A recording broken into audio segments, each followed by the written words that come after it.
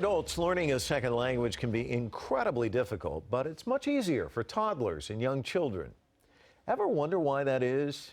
Researchers are trying to figure out exactly how a baby's brain works to come up with this amazing accomplishment. One of the leading researchers in this field is Dr. Andrew Meltzoff. He's an internationally renowned infant and child development expert.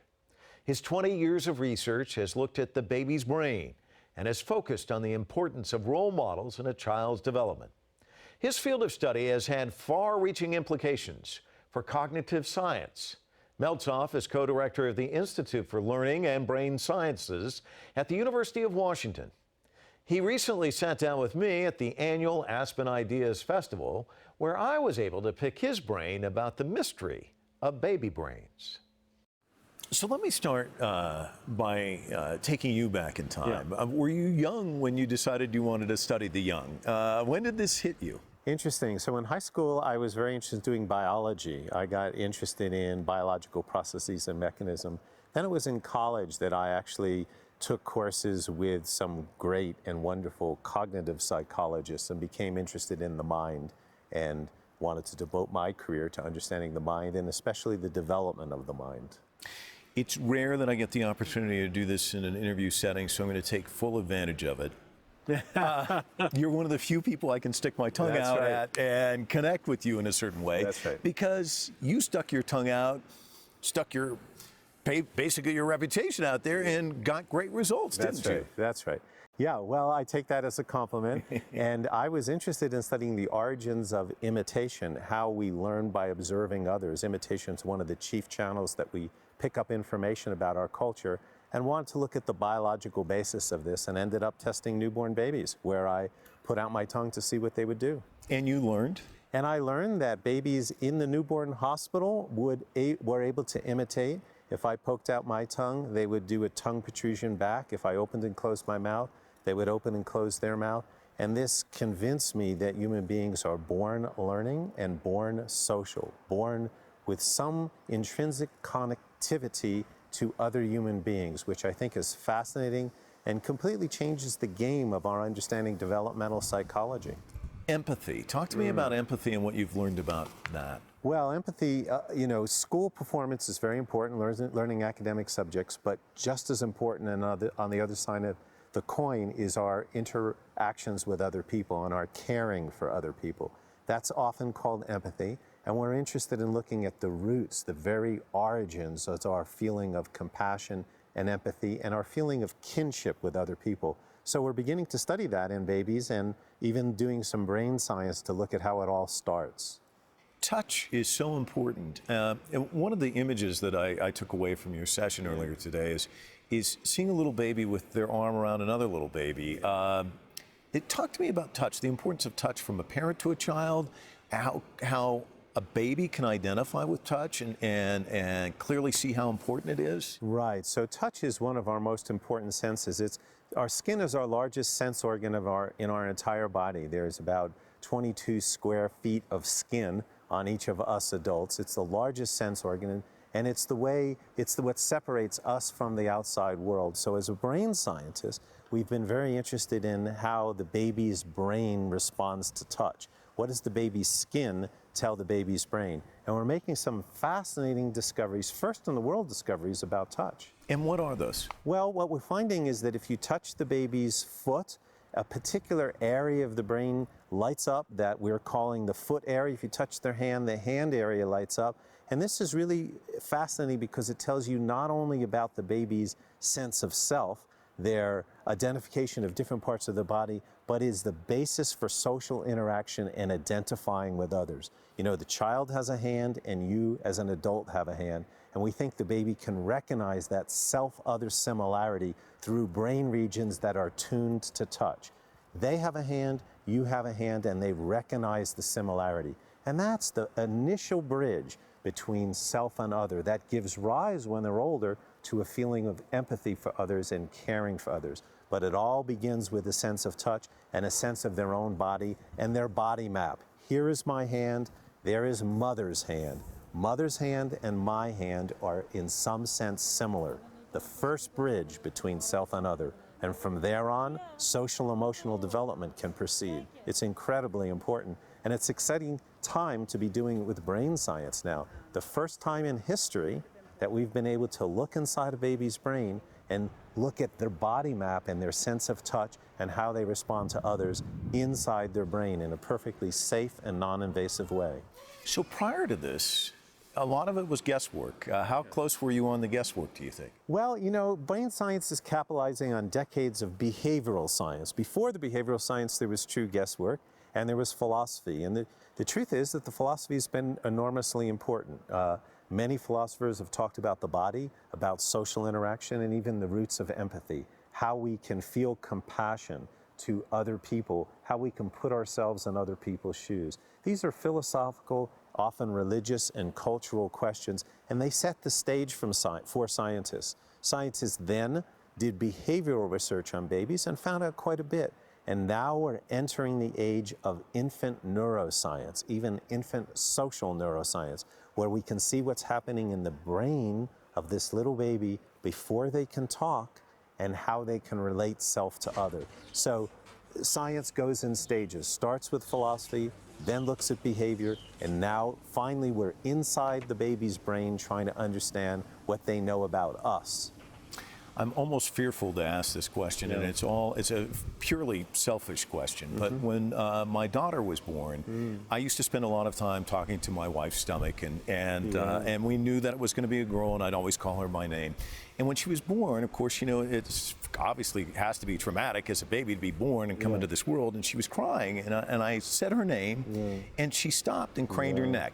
Now, is that happenstance, or is there a connection? You know, there's actually been some science about children hearing in the womb, and they can hear in the last trimester, especially the last month in the womb. Scientists have done studies about recognizing parental voice and even the language that's spoken. And children who are growing up in China and who have a Chinese mother carrying the baby, obviously that mother is speaking Chinese, and the baby in the womb is getting bathed in Chinese. And if you do a study with them after they're born and give them a choice between Chinese language or another language that's not Chinese, they can already tell the difference between them because they've been listening in the womb to the mother's language. The mother's language gets transmitted to the baby not only through the air, but through her bones. And that makes vibrations in the womb, and the baby is listening.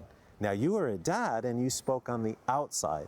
And there is some transmission of sound through the uterus from the outside to the baby that they can hear. So there's been studies on that, and I think you're probably right. The baby probably could recognize your voice or recognize your name. It's fascinating that culture begins to affect children not only after they're born, but even in the womb. They are listening to us. So I guess when you look at the full panoply of what's out there, nature, nurture, outside influence, friends, peers, all of that, as a parent, that mixture, that stew, what should we be concentrating on? Well, you know, they're all important. Biology plays a deep role, and the brain is sculpted by the environment, by the culture, by the parents' interaction. So the culture determines the shape of the brain, and the neural connections in the brain often are created because there's a need by culture to solve a certain problem or think in a certain way. So we as parents have a lot of work to do. We're actually brain builders. We're building our children's brains when we interact with them. It's nice to hold them, nice to touch them. It makes us feel good. But we like to tell parents that you're building a child's brain. Biology just doesn't happen by itself. One of the most distinguishing characteristics of the human species, one of the most important things of humans, is that we bring up our children and care for them and have empathy for our children when they're young, and they have empathy for us when they get older and for their peers. So child development is one of the most important things we can do in society to bring up the next generations of citizens. And one of the things that I find fascinating about your research is those first 5 years. I mean, people are blown away at the concept of how much learning, how much explosion and growth occurs in those first 5 years. Yeah. You're right. Children learn more in the first 5 years than any other 5-year period in their lives. They learn more from 0 to 5 than they did from 5 to 10 or 20 to 25 or even 40 to 45. Children are learning at an amazing rate. And there's a difference between them and adults. Children are what we call neurally plastic. They're very flexible. They can learn many new things, like multiple languages, quite easily. They're learning very quickly, more quickly than we are. But adults have the wisdom of being older. We can focus in on things on the way children can't. We can drill in on details. We have the wisdom of a life led. And so we'd love to combine someday the plasticity and flexibility of the young children's mind, their ability to switch their ideas and not be stuck in old ways, and combine that with the wisdom and the focus that adults have. That would be something if we can figure out how to combine the two. How do we do that? Because, boy, everybody would like it. Everybody would like that. It would help business, national competitiveness. It would promote us as a compassionate culture and way of being in the world. You know, neuroscientists are hard at work at that and trying to understand what turns on and off this neuroflexibility that young children have, the neuroplasticity. And we want to know, can we somehow keep that alive in older adults? Can we make them more ready to learn and more open for change? So we're working on it. And science can change things in such a way. And I want to talk to you about how your research and this type of research has changed society in a sense. And I want to frame it this way. A few years back, I interviewed Art Rolnick, who's a noted economist, and he talked about that first 5 years. Here's an economist talking about the first 5 years, and he was talking about high-risk kids in tough neighborhoods with parents who probably didn't get the nurturing and probably didn't have the skills. And getting a home visitor and a social worker or a nurse to come in and kind of model behavior. And he said those high-risk kids can become high-return kids. And he talked about how cities, countries, I mean, we look at Brazil and Russia, spending all this money on stadiums. He said the money should be spent on this. When you first entered this, did you ever think at some point you'd have economists talking about what you're doing? Well, there's been a revolution in our understanding about the importance of the first 5 years of life, and it's making a difference in all walks of life and all segments of society. I'm delighted to see it picked up.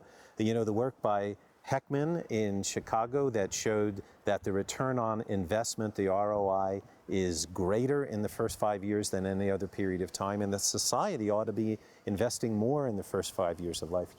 We know this from common sense. Business people know it. You have to get the foundation right to build the business. You have to get the foundation right to build the rest of the house. It's much more expensive and much more difficult to take care of the child and fix things later than it is to get it right the first time. And so part of what scientists want to do is share the excitement of this research on early learning and hope that society will change. And of course, we want to take care of children all through K through 12 education. But if we don't deliver our children ready for school, and we don't transform our schools to be ready for children, then K through 12 will continue to have difficulty. We have to get the first 5 years of life right, and we in studying early learning are trying to help society do that. Let me ask one final question about touch, because we know it's so important when they're little. But as they grow, our kids kind of move away from us. How important is it for the 17-year-old or the 23-year-old to pat them on the head or tousle their hair or put their arm around? So that's very interesting. I think when kids get overwhelmed, and they get overwhelmed in elementary school and having a meltdown and are overly excited, but even our teenagers who often want to push us away, at those moments when they really need us, it turns out the sense of touch and the feeling of being hugged and loved comes directly from a pat on the shoulder or a touch of the skin, a touch of the hand. Even doctors know that. Bedside manner has to do with how kind and compassionate you are with a patient, and sometimes reaching out and holding their hand will be important for healing as well as for having a conversation with the child. So for the newborn baby, their survival depends on touch. Their very survival depends on being on the mother's chest and feeling that warmth and that sense of trust that they develop. But as children get older, there's contact through voice and sight where you don't have to be in touch, but touch still matters. If you want the child to really feel secure, you want to hug and touch them. And there's some work that says that they learn better. It turns on learning in school or when they're doing their homework, if you put your hand on their shoulder or touch their hand when they're doing a difficult math problem. Touch is important throughout life. It's important when you're a baby, important for teenagers, and it's important for the elderly. And what can be more endearing than to see an elderly grandparent holding their grandchild? Skin to skin again is lighting up the brain in the grandchild and lighting up the pleasure centers in the brain in the grandparent. It's the way we progress as a species. We can't ever lose that. Sometimes in modern society, with all this technology, with the cell phones, which I have myself, we are holding our cell phones and paying attention to our phones and our technology instead of looking at our children and paying attention to them. And they can notice that. They want to be the center of attention, and they know when you're paying attention to them when you hold and hug them. When you're hugging your cell phone, you're not hugging your baby. Your baby needs it. Andrew, thanks so much for your time. Okay. Thank you. We'll be right back with this week's Full Frame Close-Up.